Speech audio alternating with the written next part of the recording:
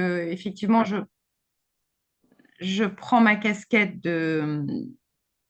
d'ancienne comment dire, responsable du développement de la réflexion éthique au ministère au niveau de la DGOS, pour lequel effectivement on a développé depuis pas mal d'années un dispositif qui s'appelle les espaces de réflexion éthique. Donc je pense que certains d'entre vous ne savent pas exactement ce que c'est, mais ça a été mis en place, il faut le savoir, par la loi de 2004. Hein, donc ça, c'est l'aspect réglementaire des choses, dans une logique de se dire finalement, il faut qu'on dispose au niveau de chacune des grandes régions françaises d'une structure qui soit un lieu de ressources, d'expertise et d'appui.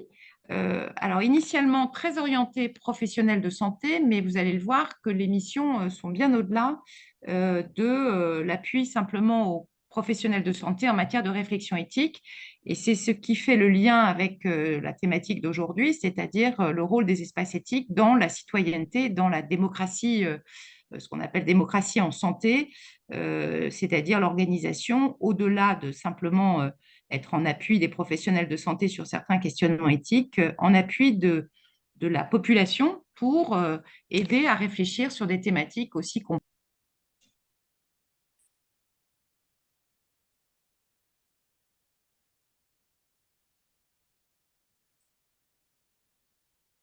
Ah, il y a quelques soucis là. Ça marche plus, on a perdu, ça, Oui, on a perdu on a perdu. On a perdu Alexandra. Alexandra. Ah, elle se reconnecte. Elle se reconnecte, ça devrait être bon.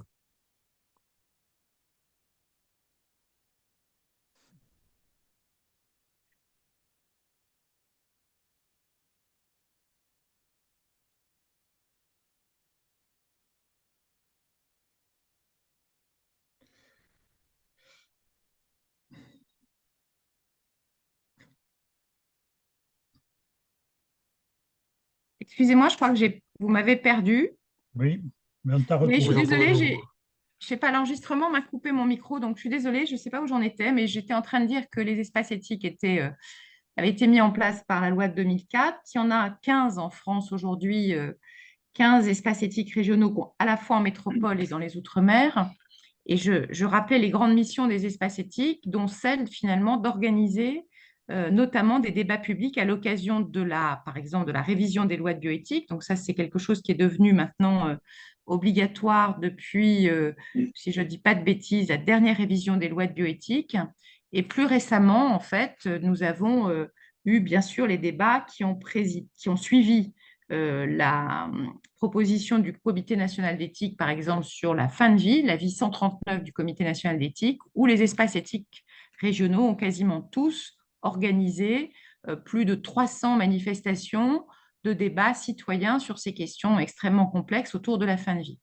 Donc l'idée, c'est de pouvoir aujourd'hui vous présenter ce que M. Clanet, qui est donc responsable de l'espace éthique Occitanie, fait dans sa région en matière d'appui au développement de la réflexion éthique et plus particulièrement en matière de développement du débat public. Et c'est tout l'intérêt du lien entre les structures que sont les espaces éthiques avec les instances de démocratie sanitaire, dont notamment les conférences régionales santé-autonomie où des élus sont représentés, mais également directement avec des élus et des villes qui souhaitent, ou des collectivités territoriales, des départements par exemple, qui souhaitent animer un certain nombre de débats sur ces questions. Donc voilà, je ne vais pas être plus longue, je pense qu'on aura l'occasion surtout de mieux faire connaître ces structures qui peut-être aujourd'hui voilà, sont un petit peu plus faciles à repérer dans le paysage, mais qui gagnent encore, enfin, qui ont encore du chemin à faire pour être justement accessibles, pour favoriser en tout cas l'émergence voilà, du questionnement éthique sur des questions sociétales ou des questions liées euh, au sujet de santé et de bioéthique en général dans le débat public. Et effectivement, je pense que l'expérience de l'Occitanie est intéressante à ce titre. Voilà, je n'insiste pas plus longtemps parce que je pense que Michel Canet pourra aussi parler de l'organisation nationale des espaces éthiques. Il y a une coordination nationale des espaces éthiques maintenant, voilà, donc qui va permettre de fédérer en tout cas ces travaux au plan national. Merci. Donc, merci Alexandra, merci Gilbert Angard de m'avoir invité. J'ai un diaporama que vous aurez l'occasion, si vous le souhaitez, de pouvoir récupérer en PDF. Mais je vais demander à Étienne Cormarieux de bien vouloir le partager, mais de le présenter, ça sera plus facile. Ça évitera que j'ai personnellement quelques soucis dans la manipulation du Zoom. Alors, voilà, j'ai prévu de vous parler des espaces éthiques régionaux dans un premier temps, donc de compléter effectivement ce que vient de vous dire Alexandra. Euh, Puis je vous parlerai aussi également d'un petit peu finalement d'éthique. Hein. Qu'est-ce que nous faisons et qu'est-ce que c'est que l'éthique et la bioéthique en particulier. Et puis vous parler également de l'éthique en santé publique parce que je crois que c'était actuellement également un sujet qui est tout à fait à l'ordre du jour pour vous dire peut-être que l'éthique individuelle qui a été développée depuis longtemps, c'est pas tout à fait non plus l'éthique de santé publique et qu'il y a une réflexion actuellement autour de ces sujets-là. Et puis ensuite, effectivement, nous pourrons discuter ensemble et j'essaierai de répondre à toutes vos questions. Et surtout, si je suis trop long, ou si éventuellement vous voulez m'interrompre pendant ma petite discussion, c'est avec grand plaisir que je répondrai à vos questions, n'hésitez pas. Voilà, donc la première diapositive, la diapositive suivante va vous permettre finalement on dit toujours d'où je parle. Alors, je suis un professeur émérite de neurologie qui est longtemps dirigé le pôle de neurosciences du CHU de Toulouse, et puis j'ai participé à diverses activités, en particulier une activité ministérielle au niveau du plan national des maladies neurodégénératives il y a quelques années, mais je suis directeur actuellement de l'espace de réflexion éthique Occitanie, qui est l'espace de réflexion éthique qui a été constitué en 2017 par la réunion, lorsque nous sommes devenus une grande région, des espaces éthiques de Midi-Pyrénées et de Languedoc-Roussillon, que nous appelons actuellement Occitanie-Est et Occitanie-Ouest. Voilà. Et donc, dans cet espace éthique, il y a un directeur qui fait fonctionner l'espace de réflexion éthique, et puis il y a un conseil d'orientation qui est une sorte de conseil scientifique et qui est présidé par mon collègue et ami, le professeur Jacques Bringer, que peut-être certains d'entre vous connaissent et qui également préside le comité national le comité d'éthique de l'Académie nationale de médecine. Voilà, alors on va passer à la diapositive suivante pour rappeler ce que a précisé tout à l'heure Alexandra. Donc, la création, c'est dans la loi relative à la bioéthique du 6 août 2004, mais en fait, les espaces de réflexion éthique, ils ont été créés officiellement par un arrêté 10 ans plus tard, quoi, pas tout à fait 10 ans plus tard, 8 ans plus tard, en janvier 2012, avec en particulier, vous voyez, l'objectif de susciter et coordonner les initiatives en matière d'éthique dans les domaines des sciences de la vie et de la santé. Alors, comme vous pouvez le voir également, il y a de nombreuses missions, des missions de formation, des missions de documentation et d'information, rencontres et échanges interdisciplinaires, observatoires des pratiques éthiques, etc. Mais vous voyez d'emblée qu'avec toutes ces missions, que je ne vais pas détailler bien entendu, il y a deux grands publics, si vous voulez. Il y a d'une part tout ce qui concerne l'acculturation des collectifs sanitaires et médico-sociaux, je dirais des soignants et des accompagnants en général, donc du monde du soin. Mais il y a une autre mission tout aussi importante et dans laquelle nous considérons effectivement, comme le disait tout à l'heure Alexandra, le bras armé dans les territoires, dans les régions du Comité consultatif national d'éthique. Et d'ailleurs, la relation est étroite entre le Comité consultatif national d'éthique et notre fédération des espaces de réflexion éthique que nous appelons la CNERR, et dont je vous dirai un petit mot tout à l'heure. Voilà. Donc effectivement, nous avons, entre autres missions, d'organiser chaque année des débats avec les citoyens autour de thématiques que nous choisissons en commun avec le Comité national d'éthique. Et cette année, par exemple, je vais y revenir, nous avons choisi comment et par qui nous serons soignés demain. L'année dernière, c'était bien sûr la thématique de la fin de vie, et nous avons effectivement dans la région organisé dans tous les départements de la région des débats citoyens autour du sujet de la fin de vie, comme on l'avait fait pour la révision des lois de bioéthique sur les grands sujets de bioéthique. Donc la diapositive suivante pour vous montrer que nous avons, alors travaillons au travers, entre autres, d'un site web, et donc pour vous dire d'abord que les espaces de réflexion éthique ne sont pas des comités d'éthique. Hein, nous ne sommes pas là pour rendre des décisions ou pour proposer des recommandations comme le font les comités d'éthique dans les établissements. Et nous n'exerçons pas une tutelle sur l'éthique de la région, bien entendu. Nous sommes là pour aider à acculturer à ce qu'on appelle la réflexion éthique. Alors, il se trouve que pendant la période de Covid, et depuis, nous avons mis en place, pour des raisons qui étaient évidentes, des cellules de soutien éthique, c'est-à-dire qu'effectivement, à un moment donné, nous avons été saisis sur des sujets en particulier qui étaient les difficultés que les EHPAD traversaient pendant cette période, où nous avons été saisis sur des sujets très précis et où nous avons eu à rendre à ce moment-là des avis. Et donc, les espaces de réflexion éthique ont créé des cellules de soutien éthique qui sont là peut-être pour répondre finalement à des questions sur lesquelles les comités d'éthique des établissements, et ici ou là, sont en difficulté. Mais nous ne sommes pas des comités d'éthique au sens propre. Alors, vous voyez, il y a dans les actualités que nous mettons en place, vous voyez aussi bien que nous avons des actions qui sont dirigées vers les soignants, donc les rencontres annuelles des structures éthiques de la région, le 7 juin, qui vont parler qui vont nous permettre de réfléchir à comment et par qui serons-nous soignés demain.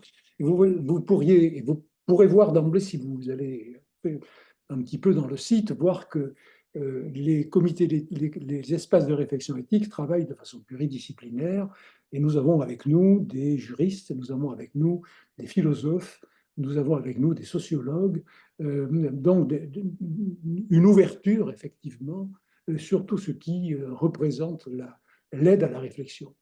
Et alors, vous voyez que nous avons aussi bien, hier soir, nous avions un débat sur le handicap dans la ville de Toulouse avec les citoyens, bien entendu, pas fait par un philosophe. Nous avons la semaine prochaine un sujet autour de la santé, environnement, éthique et sciences, soigner la campagne, etc. Je ne veux pas rentrer dans le détail de tout ça, mais nous avons donc des actions qui sont des actions de formation et puis des actions ouvertes vers la société et les citoyens. Diapositive suivante, nous avons également des outils de formation, soit sous la forme de vidéos qu'on peut trouver sur le site, et nous avons développé également depuis plusieurs années des petits guides de réflexion éthique à l'usage des soignants avec des thématiques diverses. Dont vous voyez par exemple quelques exemples ici. Et là encore, je n'ai pas l'intention de développer ces sujets. Mais donc, justement, nous nous mettons à la disposition aussi bien des soignants que de la société pour justement acculturer à cette réflexion éthique. Diapositive suivante. Alors, il existe une fédération que nous appelons la Conférence nationale des espaces de réflexion éthique régionaux, qui est là pour fédérer nos actions. Et il y a des actions nationales qui sont mises en place. Je vous en donnerai quelques exemples à la fin, puisque je pense qu'il y a certains travaux qui ont été menés à l'échelle nationale, en particulier l'un d'entre eux sur les inégalités de l'accès aux soins et les inégalités en santé qui peut effectivement vous intéresser. Et nous organisons, et nous avions organisé l'année dernière à Toulouse, la journée nationale des espaces de réflexion éthique, avec en particulier un sujet que nous avons abordé, dont nous reparlerons peut-être tout à l'heure, plusieurs tables rondes et une réflexion d'un philosophe autour de la démocratie en santé, qui est un sujet tout à fait important et auquel Gilbert Angard avait participé. Alors, je vais maintenant, une diapositive suivante, peut-être vous parler de finalement alors, les thèmes qui sont les thèmes que nous développons à l'heure actuelle, au niveau national en particulier. Donc, on a d'ailleurs eu beaucoup de réflexions autour des retours d'expérience pendant la période Covid. Nous sommes bien sûr très sollicités par les sujets de fin de vie. Les sujets, effectivement, de comment et par qui nous serons soignés demain, et en particulier un sujet qui est très important, qui est effectivement ce que j'appelle la médecine des algorithmes, qui est en fait l'intelligence artificielle et la médecine. Nous sommes sollicités également beaucoup par les problèmes d'identité de genre, par la médecine de la reproduction. Nous avons des groupes de travail sur santé, climat et environnement, un sujet qui vous intéresse beaucoup, bien sûr. Santé publique et inégalité sociale. Il y a un sujet aussi qui est dans le domaine de la bioéthique, le problème de la recherche dans ces domaines, avec les sujets de l'innovation en santé, des sujets de l'intégrité de la recherche. Et puis, moi, il y a un sujet qui m'intéresse effectivement beaucoup, qui n'a pas été très sollicité encore dans les lois de bioéthique, mais qui va venir très vraisemblablement assez prochainement, probablement dans les révisions des lois de la bioéthique future, qui sont le sujet des neurotechnologies, de l'homme réparé, de l'homme amélioré, et dans le contexte du transhumanisme, bien sûr, c'est un sujet sur lequel on a beaucoup aussi de sollicitations et sur lequel nous avons des groupes de travail dans tel ou tel espace de réflexion ou au niveau national. Voilà, donc diapositive suivante. Alors finalement, de quoi on parle, quoi. Diapositive suivante. Qu'est-ce que c'est que l'éthique? Alors, je ne vais pas rentrer dans les détails de tout cela, mais vous voyez, c'est une petite définition, une réflexion active, collective et constructive sur les valeurs qui conditionnent le respect et le souci de l'autre. Alors, on différencie l'éthique du droit, même si beaucoup de choses ont été écrites, des relations qu'il y a entre l'éthique et le droit. Le droit, bien sûr, ce sont les prescriptions et les règles qu'une société accepte et qui permettent la vie en communauté. La déontologie, c'est finalement les valeurs qu'une profession va inscrire dans ses règles et à partir desquelles il exerce son activité professionnelle. Donc ce n'est pas de l'éthique, même si il y a encore des relations entre le problème de l'éthique et de la déontologie. Et finalement, la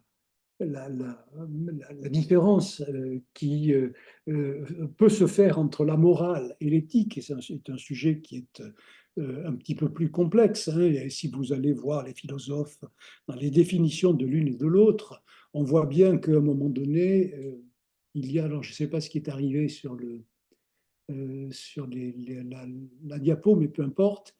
Donc, entre la morale et l'éthique, on peut dire peut-être que selon que l'on met l'accent sur ce qui est estimé bon ou sur ce qui s'impose comme obligatoire, on parle dans le dernier cas de la morale ou dans l'autre, on parle de l'éthique.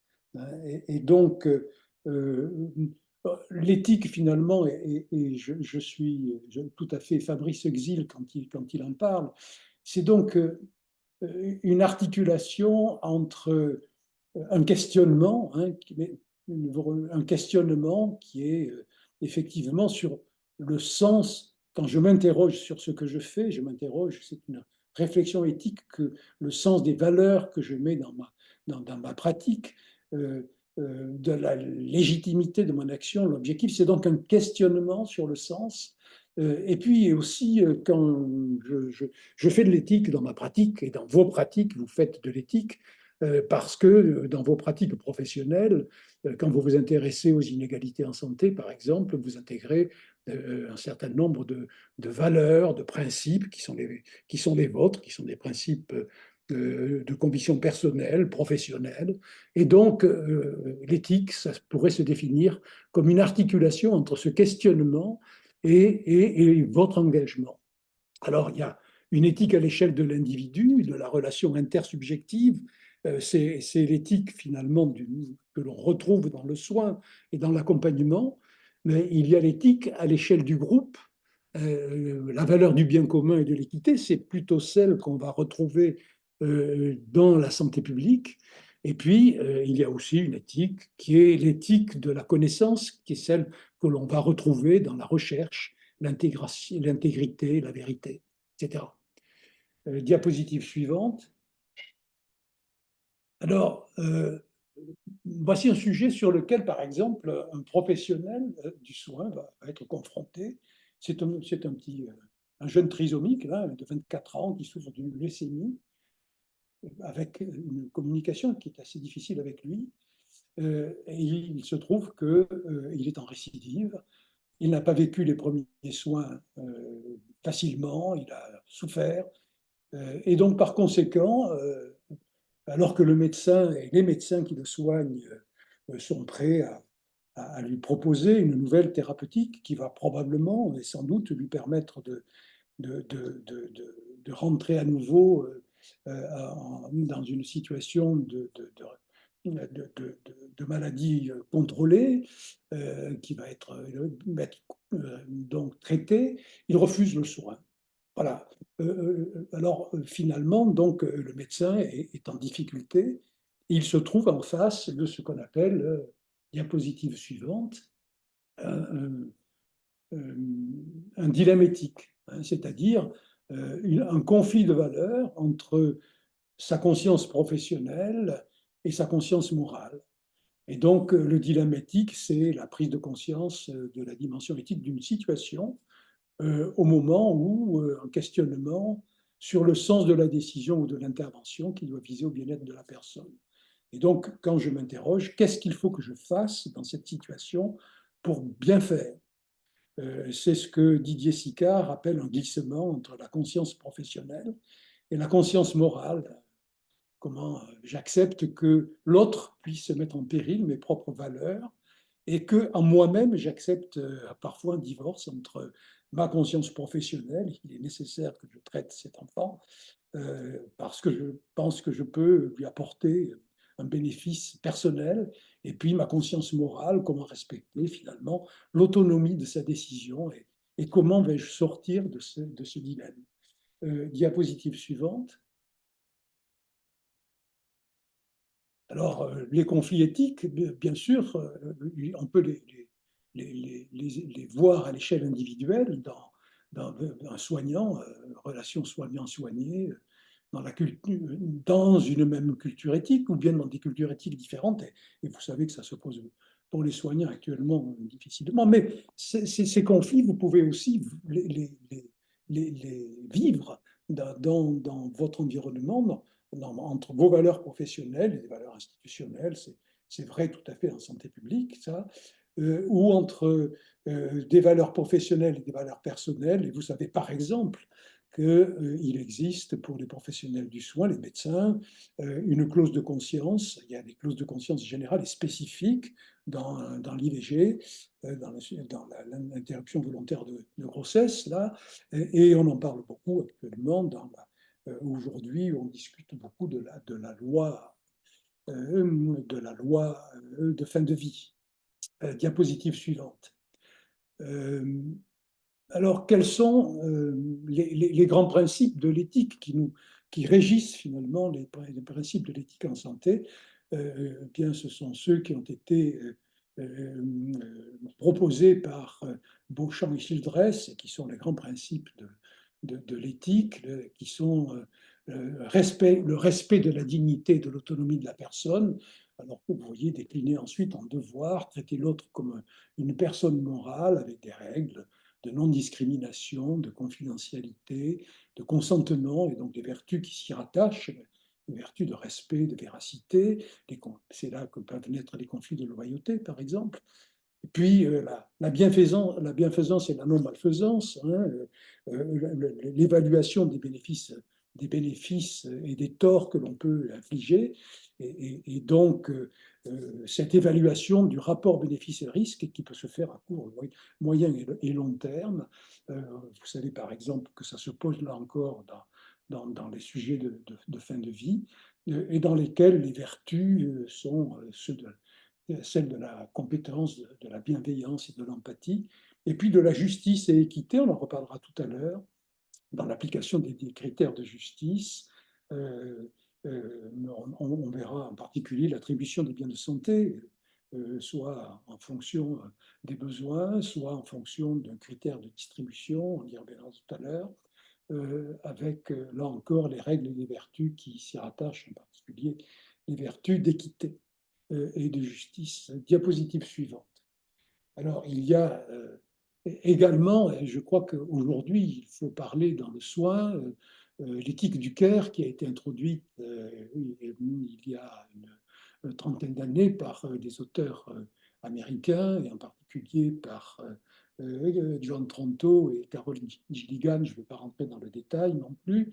L'éthique du soin, et qui est très fortement impliquée dans l'accompagnement des personnes, avec une déclinaison de ce soin en 4 phases: reconnaître et identifier les besoins, assurer la responsabilité d'apporter la réponse, assurer la pratique du soin et recevoir et répondre à ce soin, et puis se reposer la question chaque fois. Et en même temps, on sait que ça a été développé par des femmes, parce que on considère que cette éthique du soin, il a été considéré que cette éthique du soin, c'était essentiellement des femmes qui apportaient cela à l'échelle de l'accompagnement, à l'échelle du soin du corps, à l'échelle de la sollicitude finalement de ce qui est la relation individuelle et intime. Donc je ne rentre pas dans les détails non plus, si vous voulez, on en discutera tout à l'heure. Diapositive suivante, mais voilà donc, si vous voulez, les principes un peu sur lesquels reposent les grands principes de l'éthique. Alors, est-ce que il y a peut-être une différence dans les principes entre les grands principes de l'éthique, je dirais, individuelle, de l'éthique du soin, et puis l'éthique de santé publique? Je rappelle la phrase de Paul Ricoeur, hein, la souffrance est privée, mais la santé est publique. Alors, si on peut définir la santé publique, je l'ai pris dans l'avis 137 du CCNE, hein, vous voyez cette phrase, elle a pour objectif de préserver et d'améliorer la santé prise dans toutes ses dimensions de la population. Hein. C'est important, présente sur le territoire, en mettant en place un ensemble cohérent de mesures et de moyens, mobilisant des compétences multidisciplinaires et constituant une politique publique. Alors oui, les enjeux en termes de santé publique, il y a incontestablement d'abord le respect des principes de l'éthique en santé, mais c'est l'éthique du soin, et donc les principes de respect de l'autonomie, de justice, de bienfaisance et de malfaisance s'appliquent également. Mais il y a, et là, tous les philosophes et les gens qui aujourd'hui réfléchissent à la santé publique disent qu'on ne peut pas s'arrêter là en termes de santé publique, et qu'il faut réfléchir justement à une autre approche, et peut-être à des principes un petit peu différents en termes de santé publique, puisqu'on est là dans le cadre d'une responsabilité collective, et donc dans laquelle, à un moment donné, il y a une tension qui peut se mettre en place entre cette responsabilité collective et les choix collectifs que je vais être amené à faire, et le respect de l'autonomie individuelle. Alors, des exemples, vous en avez beaucoup, et en particulier, bon, ne serait-ce que, prenons par exemple le problème de la vaccination, prenons par exemple tout ce qui s'est mis en place pendant la période de Covid, où on a bien vu qu'à un moment donné, il y avait une tension extrêmement violente entre la responsabilité collective et les décisions collectives qu'il y avait à prendre en termes de santé publique, et puis le respect d'un certain nombre de valeurs individuelles, et en particulier le respect de la liberté, de l'autonomie. Alors,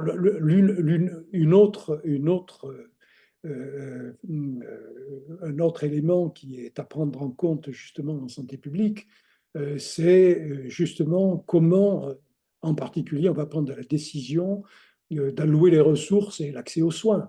Est-ce une justice distributive comme les approches qui sont faites en particulier par nos collègues anglo-saxons, utilisent une approche purement utilitariste, c'est-à-dire une justice plus distributive. Alors, je rappelle par exemple que nous n'avons pas du tout, je suis très impliqué à la Haute Autorité de Santé dans la commission de transparence, qui est celle qui décide du remboursement ou pas des médicaments. Est-ce qu'à un moment donné, un médicament peut-il être considéré comme un médicament intéressant, utile et remboursable par la société, puisque c'est la solidarité nationale qui paye. Et donc, quels sont les critères qui permettent de faire ça? Eh bien, nous n'avons pas les mêmes critères de décision concernant les remboursements entre nos collègues anglo-saxons en Angleterre, par exemple, qui ont une approche très médico-économique et qui s'appuie sur des évaluations qui sont des évaluations finalement après un coût-efficacité avec des critères médico-économiques très précis et qui décident qu'un médicament qui, à partir d'un certain seuil de coût-efficacité, eh bien, ne va pas être accepté parce que si on considère que par exemple, un traitement pour la sclérose en plaques va être obligé de dépenser plus de 50 000 livres par an pour améliorer la qualité de vie de X points. Il y a des critères qui permettent de faire ça. Eh bien, on va pas le rembourser parce qu'il est trop cher et parce qu'avec le même coût, on pourrait peut-être améliorer de manière plus substantielle la vie des personnes qui ont des problèmes cardiovasculaires ou de réduire de tant de pourcents les personnes qui sont affectées d'infarctus, etc. Et donc, on va laisser sur le côté peut-être en particulier pour les personnes qui ont des maladies rares ou des maladies génétiques. Vous savez qu'aujourd'hui, ça coûte très cher. Et donc, on va laisser de côté parce que finalement, le QALY, c'est-à-dire cet index-là, est vraiment trop cher et ne justifie pas d'être pris en charge par la société. Et nous n'avons pas du tout la même approche.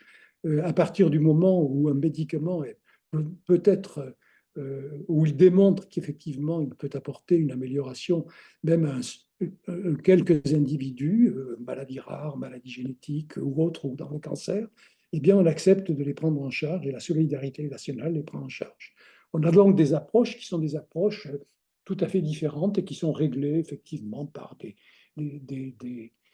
philosophies qui sont plus utilitaristes ou contractualistes ou communautaristes, etc. Et je ne rentre pas dans les détails.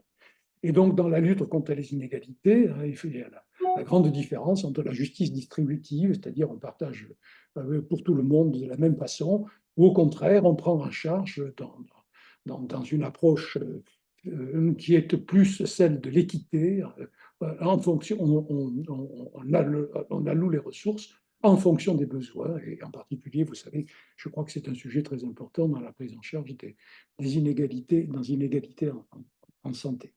Enfin, il y a un dernier sujet qui est tout à fait important dans la santé publique également, qui est celui de la place des citoyens dans la décision en santé, et donc qui est le sujet de la démocratie sanitaire, qui est un sujet aussi très, très, très important, qui peut aller de la simple instrumentalisation de la présence de l'usager dans des dans des établissements, dans des commissions, etc.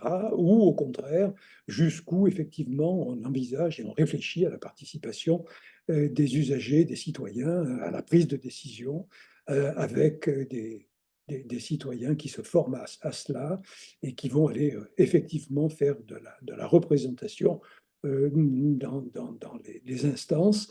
Mais vous voyez, vous savez que c'est des sujets qui sont effectivement très discutés, ou bien comment, et d'autres exemples, on peut amener les citoyens finalement à réfléchir dans le contexte des conventions, comme la Convention sur la fin de vie. Je pense qu'on aura l'occasion peut-être de rediscuter de ces sujets. Diapositive suivante.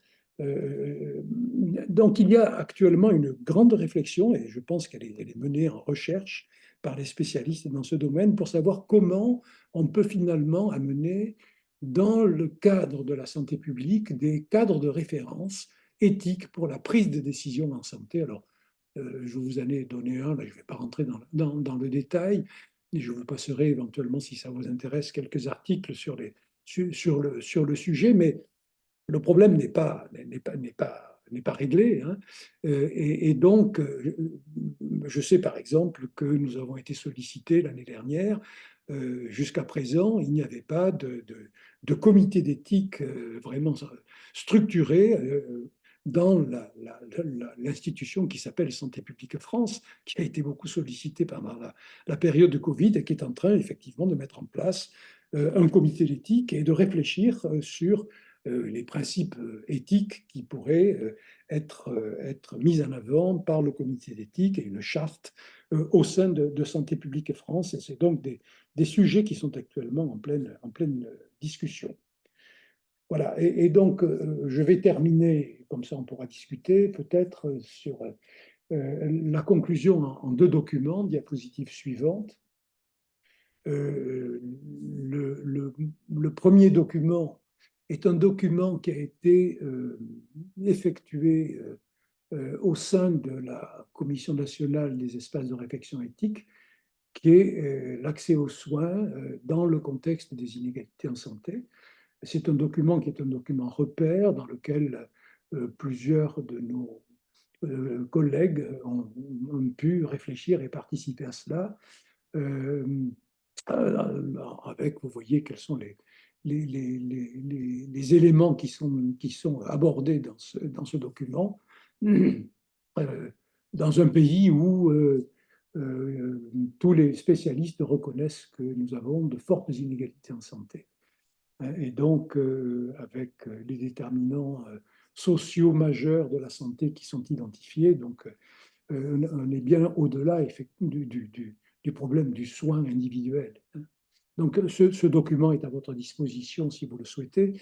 Et puis, d'autre part, dans le cadre du colloque national des espaces de réflexion éthique, nous avions eu cet après-midi-là une réflexion autour de la démocratie en santé. Alors, si vous êtes intéressés, les tables rondes peuvent être consultées sur le site de l'espace de réflexion éthique Occitanie, en visio.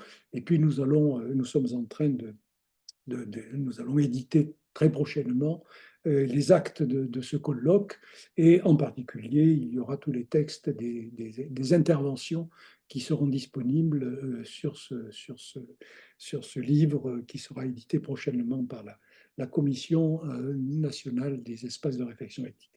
Voilà, je ne sais pas si j'ai répondu à vos interrogations ou à vos questions, mais je suis prêt à discuter avec vous du contenu et de ce que vous aimeriez que nous puissions aborder pendant le moment qui nous reste en discussion.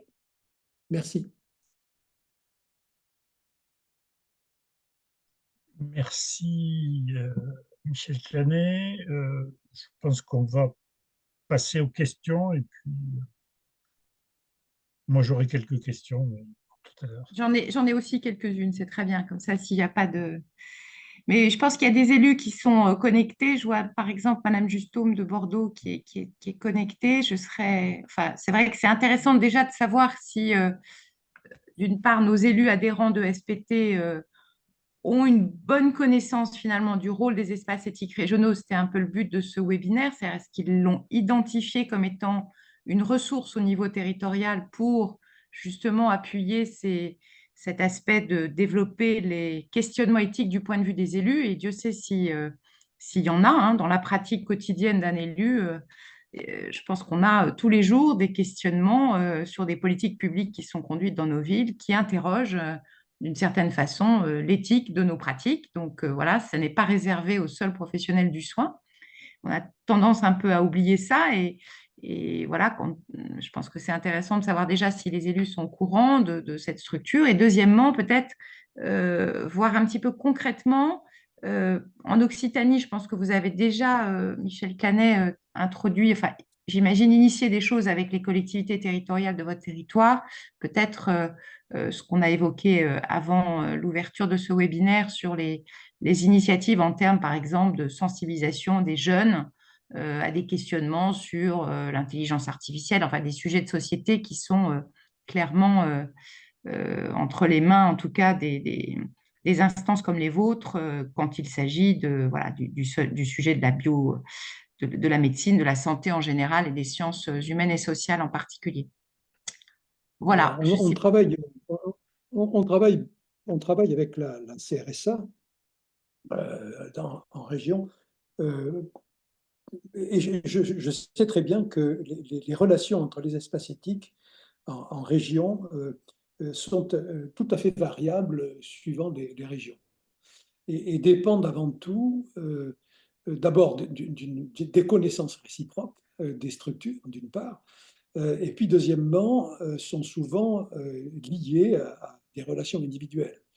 Et par exemple, en Occitanie, mon collègue, le professeur Schmitt, qui est le président de la CRSA, quelqu'un que je connais, donc nous avons initié des travaux communs, en particulier, alors l'un d'entre eux que nous menons ensemble, qui est celui de voir comment nous pourrions aborder le problème de la restauration de la confiance au sein des établissements médico-sociaux, dans les établissements, et les EHPAD en particulier, où on se rend compte que il y a de grandes difficultés. Je pense que ce n'est pas là l'objet de le souligner. Et nous avons mis en place donc un travail commun dans lequel nous allons faire des visites dans des EHPAD, de manière à ce que lorsque nous aurons une expérience suffisante, de voir comment effectivement la vie se met en place et comment finalement l'accompagnement qui est mis dans ces établissements et fait dans ces établissements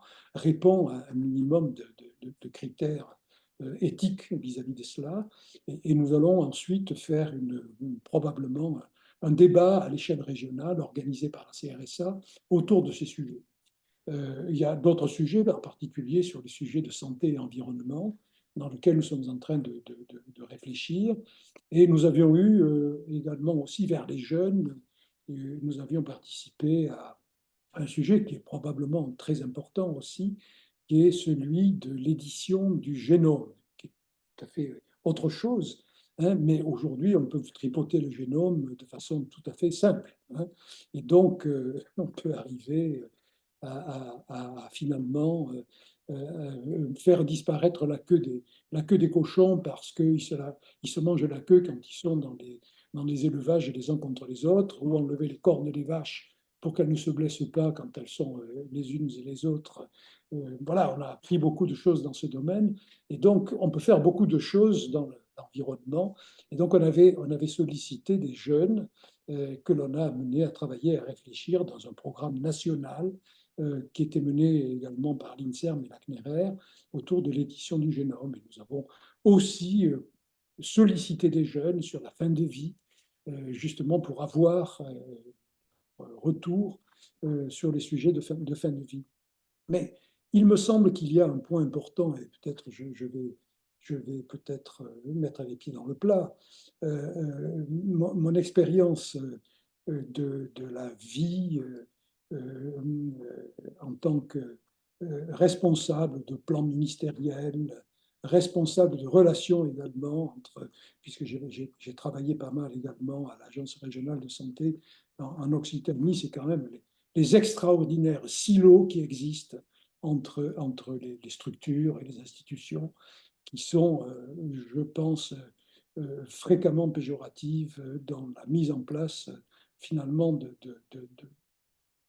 d'approches qui seraient pertinentes, puisque, par exemple, hier, j'étais en train de discuter avec des personnes qui veulent s'intéresser dans un département de la région euh, à la mise en place d'un partenariat avec les usagers et qui ne savaient même pas que dans la même institution, il y avait eu un financement pour une structure qui s'occupe justement du partenariat en santé. Hein. Et voilà, donc c'est des choses qui m'ont beaucoup frappé, qui me frappent beaucoup. Et donc, que les initiatives qui se prennent ici ou là, soit par des élus dans l'environnement de la santé, soit par des institutions, n'arrivent à un moment donné pas suffisamment, en tout cas, à pouvoir et se connaître et se parler. Ça, c'est un sujet que mon expérience personnelle m'a amené à déplorer un peu, quoi.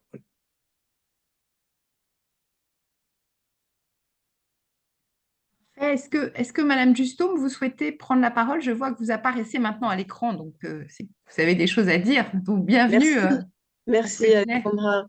Oui, bien sûr, merci beaucoup à Michel Clanet. Cette présentation, elle fait écho à nos préoccupations d'élus au quotidien et aussi à nos grands axes de feuille de route finalement, puisque à Bordeaux, je porte une feuille de route qui est axée sur une santé préventive, démocratique, intégrative et communautaire, avec évidemment des outils comme le contrat local de santé ou le conseil local de santé mentale qui sont comme les ateliers santé-ville, euh, focus sur la lutte contre les inégalités de santé. D'ailleurs, cet après-midi, je pilote un copil sur des projets de centres de santé communautaires dans différents quartiers QPV de la ville de Bordeaux et nous en avons 6 qui sont, comme par hasard, les moins bien, évidemment, servis en termes de prévention et d'information sur la santé et aussi d'accès aux soins de plus en plus, bien sûr, des difficultés qui se focalisent, comme par hasard, sur les mêmes quartiers. Donc, ça fait vraiment écho.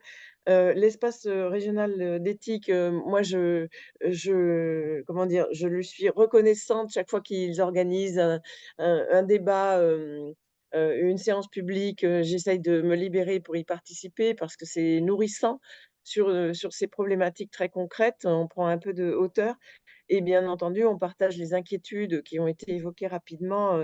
Il y a un lien malheureusement très fort, je pense, entre une approche anglo-saxonne très utilitariste, très quantitative et qui avec l'intelligence artificielle qui obéit à ces mêmes critères numériques, quantitatifs, et qui évacue de plus en plus l'humain. Alors moi, ce qui m'interroge le plus, en fait, c'est cette notion de dignité qu'on retrouve aussi, bien sûr, quand on discute avec les milieux médicaux sur la fin de vie, parce que ce qui est contraire à la dignité, ce n'est pas contraire, enfin, à la différence de ce qui est facilement répandu, ce n'est pas la vie organique et ses aléas, c'est la déshumanisation. Et dans cette déshumanisation, il y a justement la robotisation, la digitalisation, la rupture des liens humains pour toutes sortes de raisons, mais en particulier l'intelligence artificielle et l'économie, et ça va ensemble évidemment. On fait des économies de personnel, on les remplace par une plateforme numérique sur laquelle les gens se débattent et ce n'est ni favorable à la santé mentale, ni favorable au bien vieillir. Voilà, donc c'est pour dire que je suis vraiment en phase avec cette présentation et je remercie beaucoup ESPT d'avoir organisé ce webinaire pour nous ce midi. Oui, vous soulignez un problème qui est absolument majeur et qui est celui et qui est effectivement à l'origine d'une difficulté au sein du vécu des soignants actuellement. Hein. C'est la tension entre la valeur performative pure du soin et puis la relation du soin. Et on le vit bien entendu dans le soin curatif, mais c'est encore plus vrai dans le soin de l'accompagnement, hein. Et ce que vous dites là, alors je parle en établissement, mais on le vit également, au domicile, hein. C'est exactement pareil, où finalement on est de plus en plus dans une certaine déshumanisation du soin, et en particulier une notion qui n'est pas suffisamment prise en compte, et pour laquelle d'ailleurs le Comité consultatif national d'éthique avait organisé une journée, c'est le problème du temps passé, du temps qui n'est pas pris en compte dans le soin lui-même, et dans la mesure où on a 20 minutes pour faire une toilette, ou 10 minutes pour faire une toilette, ou un quart d'heure, peu importe, et où on n'a pas le temps de parler avec la personne avec qui on fait la toilette, par exemple, etc. Et ça c'est quelque chose qui est exprimé de manière très claire par tous les soignants ou accompagnants, et qui est à l'origine de ce qu'on appelle, et de ce que le Comité consultatif national d'éthique a souligné dans son avis 140, je crois, qui est celui de la souffrance éthique, hein.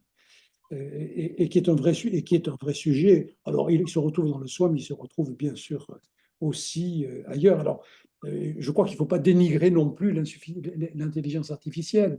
Je pense qu'il faudra probablement aussi apprendre à l'utiliser. Je pense qu'elle nous amènera aussi des éléments positifs. Mais effectivement, il y a une tension éthique dans ce sujet.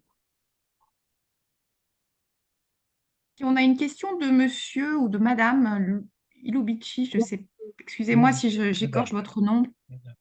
Oui, Madame Lounici, ville de Pessac et Bordeaux Métropole. Donc, je suis élue déléguée à la santé et au logement. Je voulais tout d'abord merci pour cette présentation. Je suis tout à fait d'accord avec Madame Justom qui dit que nous avons besoin de ce genre de réflexion. Je voulais savoir si les ordres professionnels tels que l'ordre des médecins étaient partie prenante dans vos tables rondes ou dans vos séminaires. D'abord parce que c'est un sujet qui m'intéresse. Je suis médecin radiologue. Je suis membre récemment élu à l'ordre des médecins Gironde du 33.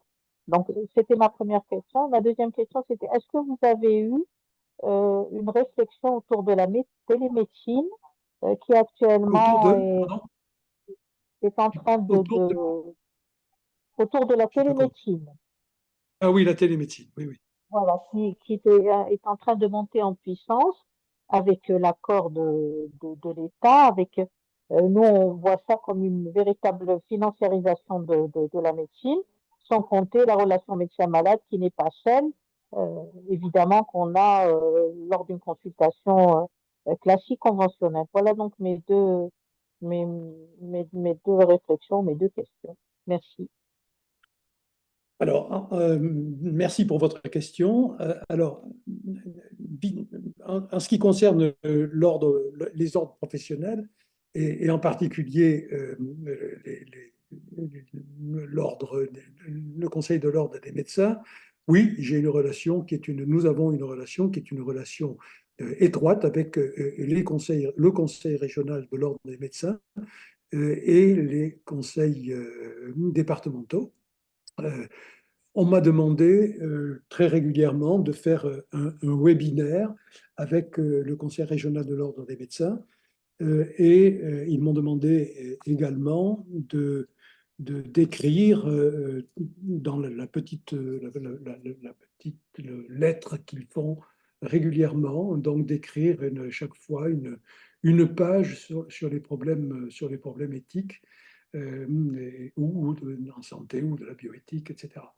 Et par ailleurs, nous sommes régulièrement sollicités pour participer à leurs conférences, soit à Montpellier, soit à Toulouse. Oui, donc avec l'ordre des médecins, effectivement, également, en ce qui concerne les URPS et les ordres infirmiers, ils sont représentés dans le conseil d'orientation, et dans la journée que nous organisons là, le 7 juin autour de comment nous serons soignés demain. ils participent aux tables rondes que nous sommes en train d'organiser. Donc oui, nous avons des relations. J'avais également été invité par le Conseil national de l'Ordre des médecins qui s'était réuni à Toulouse au mois de novembre l'année dernière pour faire une conférence avec eux et réfléchir sur le sujet de la fin de vie. Donc oui, on a des contacts et des participations. Et certains de ces médecins, d'ailleurs, sont au conseil d'orientation du comité d'éthique. En ce qui concerne le deuxième point, qui est celui de la télémédecine, c'est toujours le sujet. Il y a eu une réflexion de la part de notre collègue Jacques Bringer sur tout ce qui était les dispositifs connectés et aussi le sujet de la télémédecine. Il est clair que c'est un outil qui a apporté pendant la période de Covid des résultats importants et intéressants. Il a ses limites. Il ne faut pas qu'il soit considéré comme la façon qui va permettre de résoudre le problème des inégalités aux soins.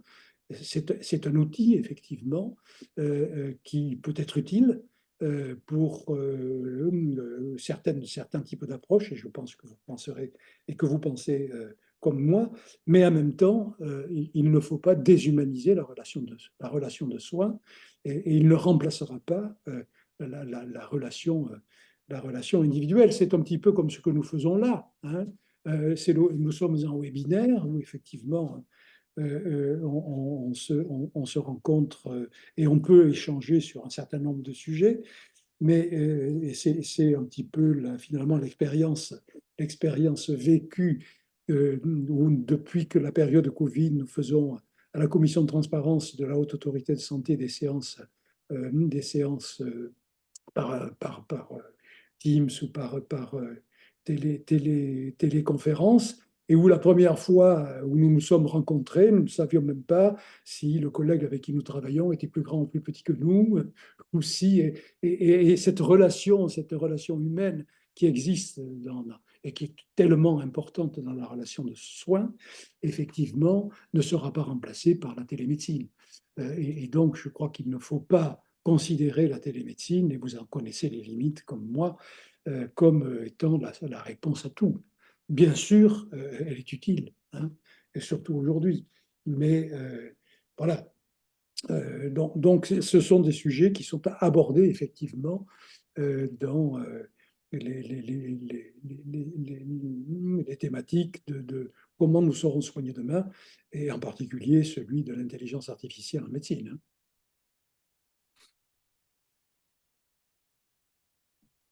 Alors, est-ce qu'il y a d'autres questions dans la table virtuelle, si je puis dire, parce qu'on est vraiment en virtuel, là, donc je regarde s'il y a des mains levées. Sinon, peut-être, Gilbert, tu avais toi-même des questions. Enfin, Alors, je pense qu'on peut passer aux questions des animateurs et ça donnera peut-être des envies aux participants. Voilà. c'est des questions ou des remarques que j'ai à faire. Euh, il y a au niveau de la région Occitanie donc une commission régionale de lutte contre les inégalités sociales en santé. J'ai le privilège d'animer le sous-groupe animation des élus. Nous menons une réflexion et qui finalement pose un petit peu de problème sur le concept d'universalisme proportionné, hein, c'est-à-dire le fait de donner à tout le monde, mais en fonction de leurs besoins. Ça se heurte à cette politique de la ville, qui est une politique spécifique des quartiers qu'on appelle QPV, des quartiers prioritaires de la ville. Et plus ça va, et plus je regarde et que j'écoute autour de moi, je vois des inégalités finalement qui étaient pour moi un petit peu occultes, qui sont par exemple les inégalités liées à la vulnérabilité des personnes. Ça devient très compliqué pour une personne qui est par exemple, une personne âgée, qui a des difficultés de vision, de cognition, etc., d'intervenir, par exemple, de prendre des rendez-vous sur Doctolib, etc., etc. Il y a un problème de littératie en santé. C'est pas toujours très compréhensible. Et on se pose la question, finalement, comment faire en sorte pour garantir à chacun un accès à la santé le moins inégalitaire possible, parce que je trouve que finalement, euh, les grands cas, quelquefois, ne sont pas forcément dans les quartiers prioritaires de la ville. Ça, c'est une de mes premières remarques. Qu'en pensez-vous? Oui, alors, je partage tout à fait votre sentiment de la grande vulnérabilité des personnes qui sont en situation, soit en situation de handicap, soit des grands précaires, soit des personnes âgées qui sont isolées. Comment aller vers ces personnes-là? C'est effectivement l'un des sujets qui est, je crois, abordé dans le document sur les inégalités d'accès aux soins. Et comment peut-on effectivement aller vers ces personnes-là et qui ne sont pas obligatoirement et exclusivement des personnes qui sont dans les quartiers dont vous parlez. C'est vrai ça aussi également dans les environnements ruraux. Hein, je crois que c'est tout à fait important. Et donc, ça pose un problème qui, je crois, a été soulevé dans le cadre de vos réflexions et de la réflexion qui a été menée sur le projet régional de santé, mais dont les solutions ne sont pas toujours aussi claires, quoi, hein. Oui, Alors, suis bon, vous savez, il y a, moi, j'ai mes locaux j'ai mes locaux, par exemple, à la Grave, là, hein, et il y a une structure qui est une structure qui est financée par l'Agence régionale de santé, qui est une structure qui est là pour aider et accompagner et coordonner effectivement l'accès aux soins des grands précaires, quoi. Et la précarité, nous avons envisagé de faire avec eux justement, et avec des personnes qui sont dans cet environnement, dont l'une d'entre elles était venue d'ailleurs à la journée sur la démocratie en santé, donc sur la fin de vie par exemple, hein, mais sur d'autres sujets qui sont. Mais effectivement, c'est compliqué. C'est un sujet compliqué. Peut-être, Gilbert, si tu avais une autre question, sinon j'en ai une Oui, autre. alors, Pardon, vas-y, je ne vais vas-y. pas Je sais monopoliser. pas, c'est une question, j'ai pas la réponse. Oui, non, La mais réponse à la question. je sais bien Mais, que c'est compliqué. mais simplement, est-ce que dans votre réflexion justement de la commission, comment ça s'articule avec, par exemple, le projet régional de santé là? Est-ce que justement cette question-là va être traitée non pas dans tous les grands axes ce qu'il faudrait qu'on fasse, mais qu'est-ce qui est prévu et y a-t-il des décisions dans cette situation-là et comment les politiques de la ville peut-être vont-elles s'articuler avec des politiques que je qualifierais de plus institutionnelles? Est-ce que vous avez cette articulation? Alors, là, c'est le début de cette commission régionale et tout à l'heure, je vais en discuter avec Évangeline. C'est pour ça que je fais un petit peu attention à ce que je vais dire. Mais en fait, aujourd'hui, les politiques de la ville, par exemple, n'est pas portée par un élu santé, hein. C'est un élu spécifique qui s'occupe de la politique de la ville, qui est un élu communautaire d'ailleurs, et nous commençons à travailler ensemble, c'est-à-dire porter un regard santé, et le regard santé, c'est à travers ces notions d'équité, d'universalisme proportionné, etc. La politique de la ville, c'est pas uniquement lutter contre la délinquance, lutter contre le chômage, etc., etc., mais c'est aussi la santé. c'est aussi l'environnement, la santé-environnement, l'urbanisme favorable à la santé, etc. Donc, il y a toute une réflexion à mener sur ce genre de choses. C'est aussi promouvoir l'aller vers, hein, c'est-à-dire s'assurer qu'il y a alors ce que parlait tout à l'heure Sylvie sur Bordeaux, de l'offre de santé sur site. S'assurer qu'il y ait des pères aidants ou des médiateurs santé, etc., etc. C'est irriguer ce tissu avec des préoccupations de santé qui n'ont pas été forcément à la base des réflexions et de la politique de la vie. Donc, c'est faire évoluer ça. C'est ça qui m'intéresse, c'est cette articulation-là qui est intéressante parce qu'on voit bien, quand on réfléchit avec ou des conseils départementaux ou des élus dans les villes, et puis quand on voit les préoccupations institutionnelles, les axes qui sont développés, on voit bien qu'à un moment donné, il y a une convergence des thèmes. Mais est-ce qu'il y a aussi une articulation dans la mise en œuvre?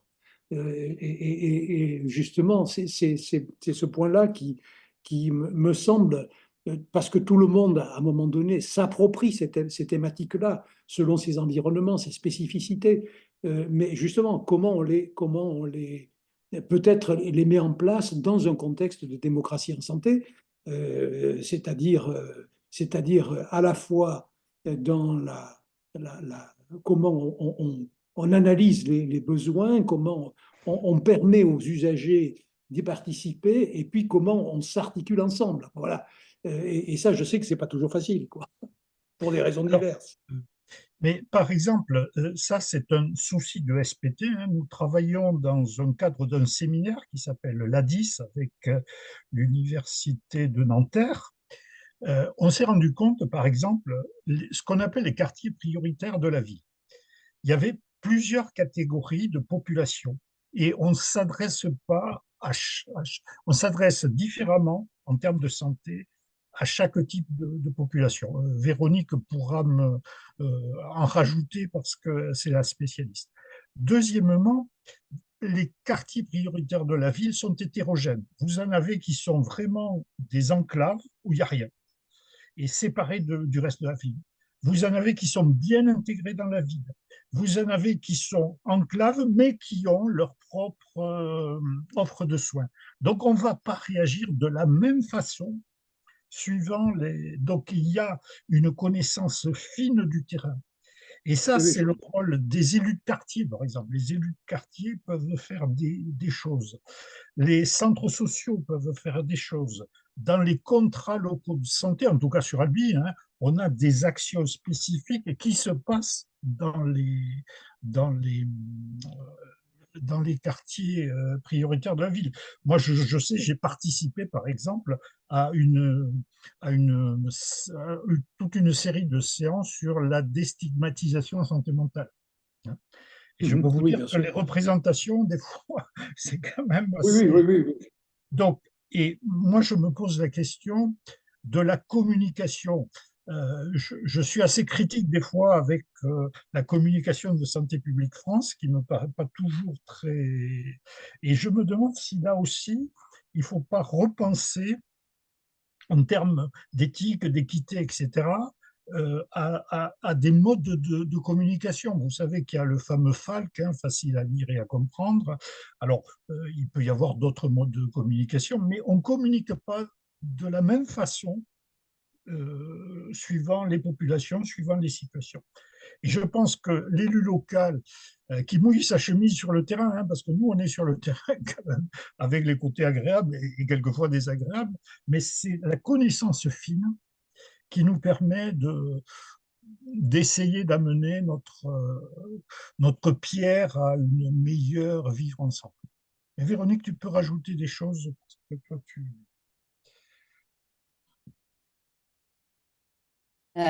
Je pense que tu as très bien résumé les choses et que derrière l'entité QPV, aujourd'hui, il y a une photographie qui est très différente. Donc ça, je pense que tu as très bien résumé les choses. Et j'en profite puisque j'ai la parole. Si Alexandra ne veut pas poser sa question, j'avais également plusieurs questions à vous poser. La première, quelle ambition avez-vous pour le futur des espaces éthiques? Moi, je suis vraiment contente que SPT, en tous les cas, ait organisé ce webinaire pour mieux, même si on aurait aimé encore plus de personnes, mais c'est justement, ça va venir aussi avec ma deuxième question. Je pense qu'il est important que les élus sachent comment ils peuvent utiliser les espaces éthiques de réflexion, comment mieux les connaître, comment mieux s'approprier cet outil. Comment les espaces éthiques aussi se font connaître? Vous avez parlé de la CRSA, tout ce qui est démocratie sanitaire, c'est très cadré, mais justement, c'est d'aller chercher ceux qui ne sont pas dans toutes ces instances-là. Euh, et, et puis la dernière question que je voulais vous poser, que vous allez peut-être trouver un peu saugrenue, à l'hôpital, est-ce que des mouvements sociaux, enfin sociétaux, j'aime pas forcément cette expression, mais de MeToo à l'hôpital aujourd'hui, est-ce que c'est en même temps source de se préoccuper beaucoup plus de l'éthique dans le soin? Alors, la première question, donc, c'est l'ambition des espaces éthiques. Alors, la première ambition, vous l'avez vous-même définie, hein, c'est-à-dire d'abord qu'ils soient connus. Hein. Alors, il y a plusieurs façons pour les faire connaître. C'est d'organiser des rencontres et des manifestations avec l'ensemble des structures qui sont susceptibles effectivement d'apprendre à les connaître, qui sont les grandes institutions dans les régions. Par exemple, on sait très bien que, je vous l'ai dit tout à l'heure, il y avait eu une réunion l'année dernière, d'ailleurs, il y a 2 ans, je ne sais plus, entre les conférences de CRSA et la conférence nationale des espaces de réflexion éthique, où on s'était rendu compte qu'il y avait une méconnaissance des uns par rapport aux autres. Il y a des régions dans lesquelles les agences régionales de santé et les directeurs des agences régionales de santé connaissent bien les espaces de réflexion éthique. Il y en a d'autres dans lesquels ce n'est pas le sujet, quoi. Hein. Alors, maintenant, il commence. Donc, si vous voulez, c'est la première ambition, c'est ça. Et pour ça, il y a nécessité de communication et puis nécessité de montrer qu'ils peuvent apporter, quelle est leur valeur ajoutée, quoi. Hein, ce n'est pas uniquement des retraités qui ont envie de continuer une vie professionnelle. Hein, c'est parce qu'ils ont aussi quelques convictions et que justement, il y a aujourd'hui, en particulier dans la période où tout ce monde de la santé est en tension, justement, peut-être, comme l'a dit le Comité consultatif national d'éthique, restaurer l'éthique dans le soin, dans la valeur du soin. Je crois que c'est un élément tout à fait important. Alors après, il faut pas non plus dire qu'on va être d'une ambition démesurée.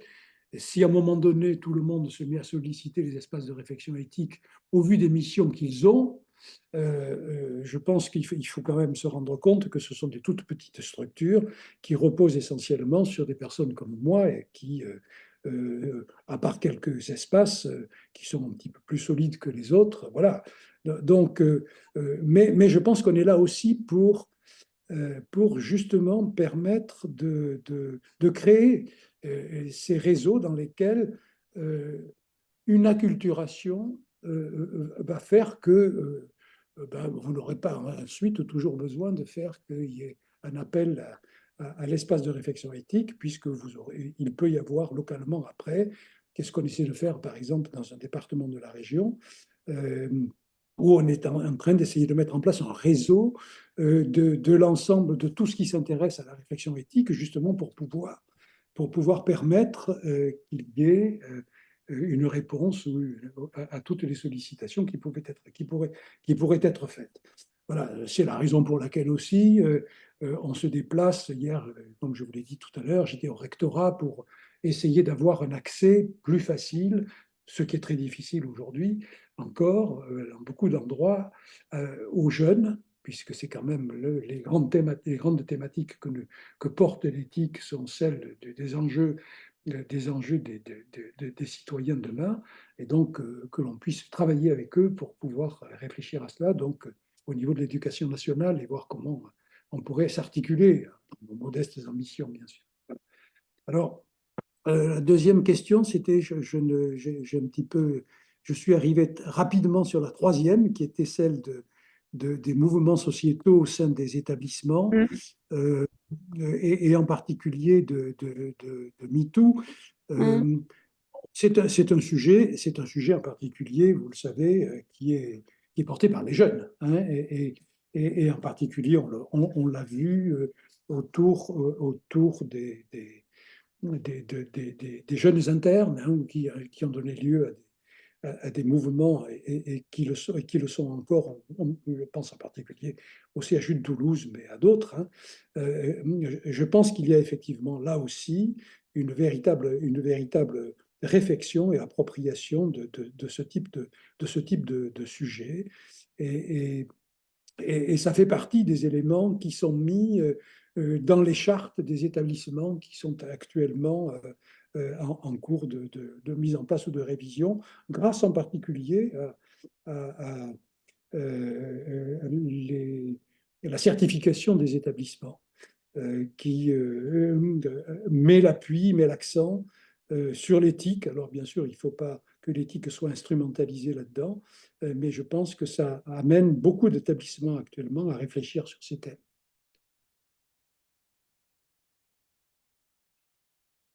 Je sais. Merci beaucoup, Michel, pour ces réponses très complètes. En vous écoutant, je me disais que, au titre de SPT, et ça c'est vraiment sous réserve de l'accord évidemment de mes collègues du bureau de cette association, je pense qu'on pourrait aussi nous contribuer à valoriser le rôle des espaces éthiques régionaux, ne serait-ce qu'en créant une rubrique sur notre site internet qui serait éthique et santé publique, par exemple, où on ferait le lien avec le site de la CNRR, la cartographie des espaces éthiques qui existent au niveau national et les contacts possibles, et puis peut-être identifier quelques productions d'intérêt collectif partagées entre des élus et la CNRR sur des thématiques qui sont voilà, typiquement inégalité, le sujet, évidemment, pendant le Covid, il y a eu beaucoup de travaux faits, peut-être qu'on pourra le mettre en exergue, un rapport qui a d'ailleurs été financé par le ministère de la Santé sur finalement le rôle des espaces éthiques pendant la pandémie et comment ça a contribué finalement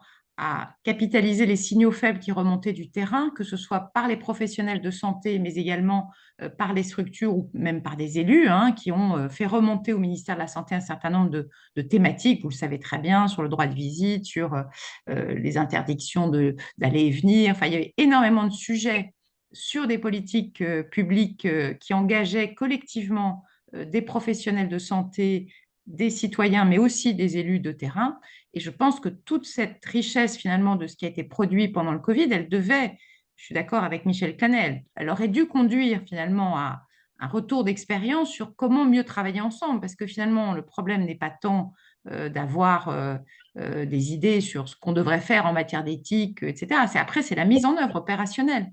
Et on en revient toujours au même sujet, c'est comment on fait en sorte que sur le dernier kilomètre, c'est-à-dire la partie vraiment proximité, il y a trop, enfin voilà, il y a à la fois beaucoup d'acteurs et en non plus personne quand il s'agit d'aller mettre en œuvre concrètement une action de sensibilisation, par exemple, sur la bienveillance dans les EHPAD ou des choses comme ça. Donc, on a beaucoup d'opérateurs, mais ils ne sont absolument pas coordonnés et je pense que c'est ça aussi qui qui est intéressant dans la manière dont on peut mettre autour de la table, autour de ces sujets, ces questionnements éthiques, un certain nombre d'acteurs pour essayer de dire à un moment donné, voilà, il faut qu'au bout du compte, l'action soit menée jusqu'au bout. Et ce que vous faites en Occitanie, par exemple, sur le réseau des EHPAD ou des établissements médico-sociaux, je pense que ça pourrait tout à fait être transposé dans d'autres territoires avec l'appui des conseils départementaux. C'est un lien très fort entre échelle départementale et espace éthique. Donc voilà, on n'a malheureusement pas le temps de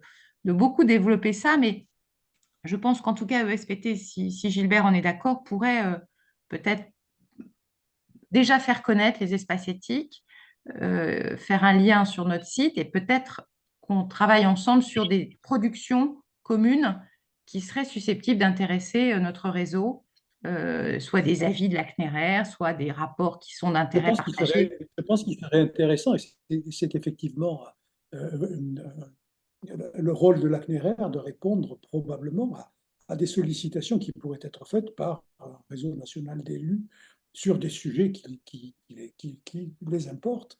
Et ça mérite à ce moment-là qu'effectivement, il puisse y avoir une réponse, comme cela a été fait sur les fiches repères sur certaines thématiques. Il y en a une sur la déprogrammation, sur des choses comme ça, mais qui sont très spécifiquement soins, mais justement sur des thématiques qui sont des thématiques santé. Il me semble que c'est justement une réponse à sollicitation nationale, réponse nationale, quoi. Et donc, et que la CNRR pourrait jouer ce rôle, en tout cas. Super. Enfin, j'ai anticipé ce qu'on pouvait proposer en fin de webinaire, mais peut-être que je ne sais pas si Madame Iloubici voulait reprendre la parole. Je vois qu'elle a renouveau levé la main. Est-ce que vous vouliez reprendre la parole, Madame, ou c'est sur le même questionnement que tout à Alors, l'heure? je voulais reprendre la parole tout d'abord pour... vous m'entendez? Oui, très bien. Euh, en vous écoutant, madame, comment dirais-je, je suis tout à fait en phase avec vous, avec donc ces espaces qui existent, qui réfléchissent et qui produisent d'une certaine manière des formes d'avis, mais qui ne remontent pas. Quand on pense par exemple rien qu'à la gestion Covid avec toutes les critiques qu'on a pu apporter à la gestion Covid, et qui sont argumentées, hein, ce ne sont pas des critiques pour critiquer, par rapport au décès des personnes âgées, par rapport aux accompagnants qui n'ont pas pu dire au revoir à leur mère ou à leur père euh, qui étaient vieux. Donc, tout ça, ce sont des choses qui restent malheureusement assez confidentielles. Et on n'est pas à l'abri d'une nouvelle crise sanitaire, on n'est pas à l'abri d'une autre épidémie.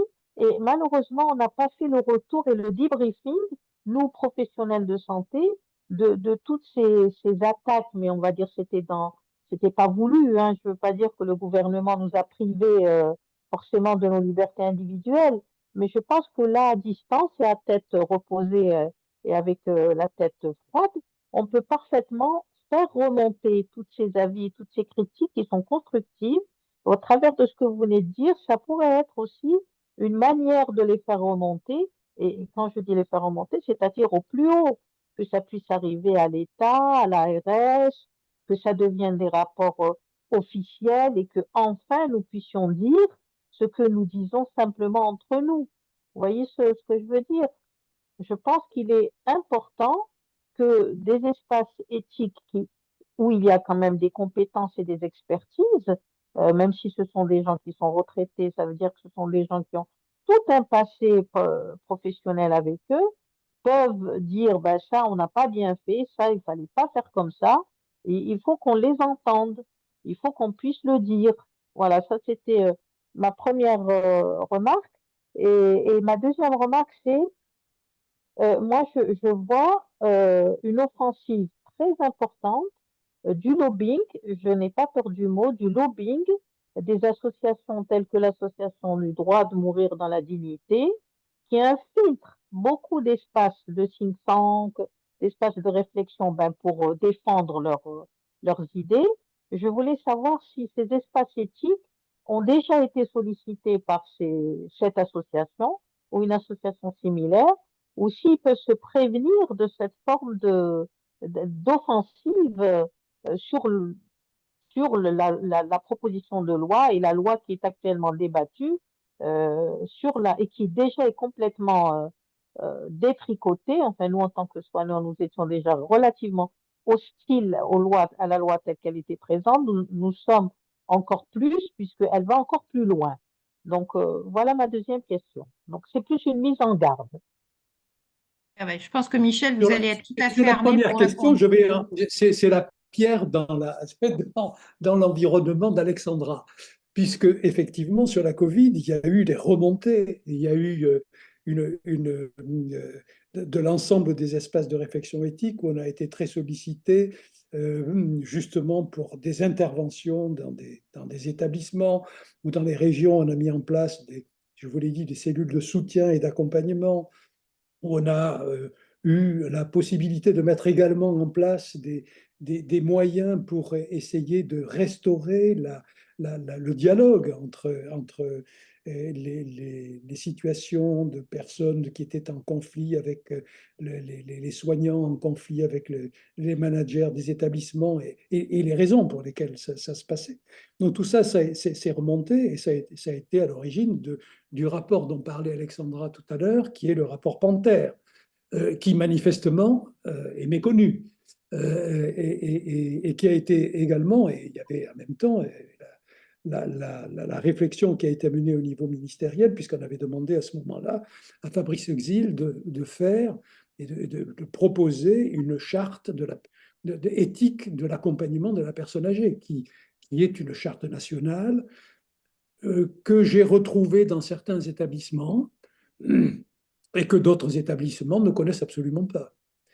Donc oui, je pense qu'il y a un problème de communication de ces sujets-là et que je ne sais pas comment le résoudre, mais effectivement, tout ce qui a été fait, tout ce qui est remonté n'est pas obligatoirement connu et vous en êtes tout à fait la preuve dans ce que vous dites. Puis je laisserai Alexandra vous apporter des éléments complémentaires là-dessus. Le deuxième sujet, oui, ça fait 2 ans que nous faisons des débats avec des citoyens et dans lesquels il y a des personnes qui sont des personnes qui ont des convictions d'un côté ou de l'autre, d'ailleurs, parfois extrêmement vives, hein. Mais en même temps, on se rend compte aussi, on a fait des débats, on a touché plus de 700 personnes hein, quand même. Dans ces débats, on se rend compte, et il y avait, je me rappelle à Albi, ils n'étaient pas très nombreux, mais il y avait quand même les deux groupes qui étaient un petit peu en tension, effectivement, sur ces sujets. Et on arrive à communiquer, à échanger. Alors maintenant, bien sûr, ça se crispe, puisqu'on est au moment où la loi va être votée, où les uns et les autres, et je pense également qu'il y a des convictions aussi extrêmement fermes autour des soignants. Et je vous rappelle que tous les soignants n'ont pas la même relation, et en particulier, on sait très bien, j'en discutais encore hier soir avec des collègues, que les jeunes soignants n'ont pas les mêmes approches que des personnes de nos générations sur ces sujets.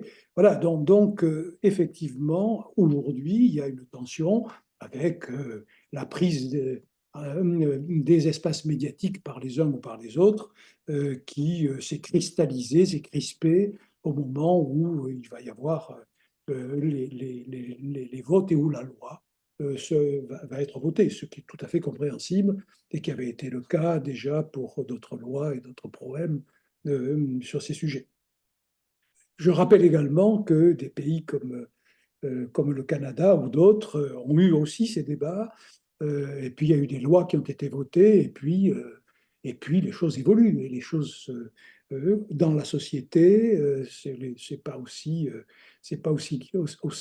blanc et noir qu'on peut le penser, qu'on peut le dire. On l'a très bien vu dans la Convention citoyenne sur la fin de vie.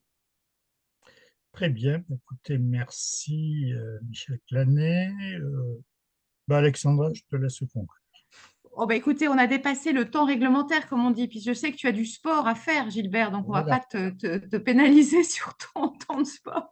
Non, je voulais juste remercier infiniment, peut-être au nom de SPT, Michel Canet, pour vraiment l'intérêt et la clarté de cet exposé, qui nous laisse évidemment des perspectives de travail, je pense, ensemble, que pourra peut-être faire au décours de ce webinaire, faire un petit débriefing. Voilà, au niveau de la CNRR, mais si vous avez une réunion proche avec la CNRR, c'est peut-être voilà, une piste de travail qu'on pourrait avoir ensemble, c'est-à-dire comment optimiser les relations entre SPT et la CNRR d'un point de vue de communication déjà sur ce qui existe et peut-être mieux faire connaître les espaces éthiques, et puis peut-être envisager dans un deuxième temps des pistes de travail en commun, peut-être plus sur effectivement, pour être encore plus accessible justement et répondre peut-être aussi plus aux besoins des élus de terrain pour justement avoir un éclairage un peu différent sur les politiques qu'ils mènent avec ce questionnement éthique qui est quand même évidemment pas forcément à la portée de l'élu, voilà, j'allais dire de base, c'est très péjoratif, mais en tout cas, on voit bien ce que ça veut dire. C'est-à-dire il faut rendre accessibles peut-être ces réflexions et ces travaux qui sont encore aujourd'hui un peu trop entre soi voilà, de l'aspect de l'expertise de la santé qui n'est pas forcément toujours accessible aux élus sur le terrain. Voilà, donc c'est un petit peu ce sujet qu'on a sur d'autres sujets, hein. Le rapprochement de l'expertise de la décision politique, c'est un vrai sujet général de SPT qu'on a sur des tas de questionnements. En tout cas, merci beaucoup, même si on n'était pas très nombreux, je pense qu'en intensité des échanges, la qualité valait peut-être plus que la quantité comme souvent d'ailleurs, pour plein de sujets. Bon, Et voilà. en tout cas, merci à vous. J'ai eu plaisir à échanger avec vous et j'espère que ça pourra donner lieu à des suites. Voilà, je crois que c'est tout à fait important. Merci à vous. Merci Merci beaucoup. infiniment. À bientôt. Bonne fin À bientôt. d'après-midi à tous. À bientôt. Merci. Beaucoup, au revoir. Merci beaucoup à Kourou. Il y a un courroux qui s'est déplacé en France métropolitaine. Oui, exactement. Qui préfère être voilà, pour nous capter, j'imagine, juste pour ça. Merci. À bientôt à tous. Véronique, je t'appelle.